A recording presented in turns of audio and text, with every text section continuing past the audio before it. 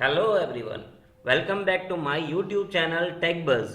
दोस्तों, आज की इस वीडियो में हम आपको बताने वाले हैं कि हैकिंग क्या होती है। जी हाँ दोस्तों, वही हैकिंग जिसका नाम सुनकर बहुत से लोग एक्साइटेड हो जाते हैं। इस हैकिंग वर्ड से बहुत से लोग बहुत ही मिसकंसेप्शन में रहते हैं कि वो समझते हैं पता नहीं हैकिंग क्या होती है। तो आज मैं डिटेल में आपको बताने वाला हूँ कि हैकिंग असल में होती क्या है और उससे आप कैसे बच सकते हैं।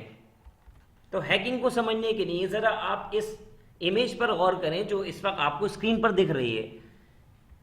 जी, हैकर बिल्कुल उसी तरह होता है जो कि आपके सामान को, आपकी पर्सनल डेटा को बिना बताए, आपसे बिना परमिशन मांगे लेकर भाग जाए। बिल्कुल उसी तरीके से हैकिंग भी कहलाती है। अगर इसको प्रॉपर वर्ड्स में कहें तो हैकिंग कहलाती है कि एक अनऑथोराइज एक्सेस आपके पीसी का या आपके मोबाइल का, जिससे कि कोई भी आपका कॉन्फिडेंशियल डेटा आपके बिना परमिशन के वहां से चुरा कर ले जाए। तो ये हैकिंग के बहुत सारे वेज होते हैं। जो आज मैं आपको डिस्कस करने वाला हूँ वो है फिशिंग। अब ये फिशिंग कैसे होती है, इसका मैं बेस्ट एग्जांपल आपको देता हूँ कि जैसा कि बचपन में आपको याद होगा कि जब हम छोटे थे तो हमसे कहा जाता था कि बेटे, कोई भी स्ट्रेंजर आपको आके ये कहे कि मैं आपके चाचा हूँ या मामा हूँ, लेकिन आप उसकी बात बिल्कुल नहीं मानना। हो सकता है वो कोई अननोन हो और वो आपको किडनैप करना चाह रहा हो। ठीक उसी तरह फिशिंग प्रोसेस होता है, जिसमें कि हैकर्स क्या करते हैं कि जो भी वेबसाइट्स होती हैं उनको बिल्कुल हूबहू बनाते हैं और आपसे फिर वहां पर जाकर आपका यूजर नेम और पासवर्ड मांगते हैं। इसका बेस्ट एग्जांपल देखते हैं। जैसे कि आप स्क्रीन पर देख पा रहे हैं कि ये पेज का है फेसबुक लॉगिन पेज है। और अगर आपको मैं ये पेज यहाँ पर दे दूं तो आप क्या करेंगे, यहाँ पर अपनी ईमेल आईडी डालेंगे और यहाँ पर अपना पासवर्ड डालेंगे और उसके बाद सीधे लॉगिन बटन पर क्लिक कर देंगे।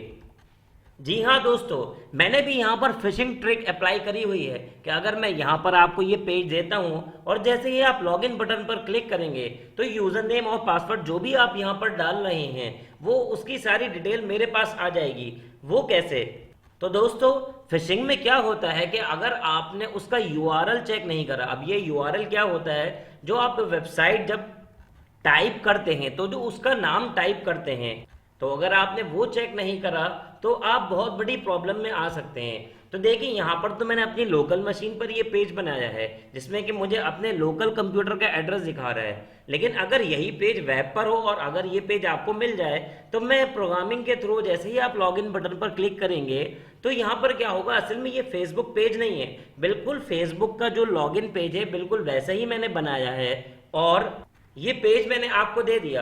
अब ये लॉगिन बटन, क्योंकि ये मेरी पूरी वेबसाइट मेरी अपनी है, तो लॉगिन बटन पर मैं ऐसी प्रोग्रामिंग करूंगा कि जहां जो भी आप यूजर नेम पासवर्ड एंटर करेंगे वो सारी डिटेल मेरे पास आ जाएगी, क्योंकि ये वेबसाइट मेरी अपनी है, ये facebook.com पेज नहीं है। तो जब भी आप कोई वेबसाइट खोलेंगे तो आप याद रखें कि उसका यूआरएल जरूर चेक करें। एंड बहुत सी केसेस में क्या होता है, जैसे कि ये facebook.com है तो जो हैकर्स होते हैं बिल्कुल उसी के नाम की तरह, फॉर एग्जाम्पल वो facebook.com इस तरह बिल्कुल जो फेसबुक की तरह लगे उस तरीके का डोमेन सेलेक्ट करते हैं, जिससे कि किसी को पहली नज़र में अंदाज़ा भी ना हो कि ये फेसबुक है या फेसलुक है। अगर आप किसी बैंकिंग वेबसाइट पर देखेंगे तो वहां पर साफ लिखा होता है कि बी अवेयर ऑफ फिशिंग, यानी कि इस जैसे पेजेस अगर आपको कहीं और दिखते हैं तो आप वहां पर बिल्कुल भी सतर्कता या प्रिकॉशन लें, क्योंकि जब भी आप कोई वेबसाइट खोल रहे हैं तो उसका यूआरएल आप ज़रूर चेक करें।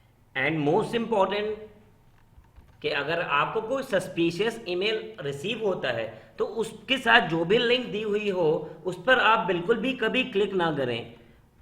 और जब भी आप कोई वेबसाइट ओपन करें तो हमेशा उसे टाइप करें, कोई भी लिंक दी हुई हो उस पर क्लिक ना करें, क्योंकि हो सकता है कि उस लिंक से वो कहीं और रीडायरेक्ट कर दे और जिससे कि आपके जो डेटा है सिस्टम में वो इजीली हैक हो पाए। तो अब डिस्कस करते हैं कि हम हैकिंग से कैसे बच सकते हैं। तो सबसे पहला पॉइंट है कि हमें जो भी सॉफ्टवेयर डाउनलोड करना है वो हमेशा एक ऑथोराइज वेबसाइट से डाउनलोड करना चाहिए। कोई भी ऐसी वेबसाइट जहां पर बहुत सारे लिंक्स अवेलेबल हो रहे हो, जहां पर लिखा हो क्लिक हियर, उन सारी वेबसाइट्स को हमें अवॉइड करना चाहिए।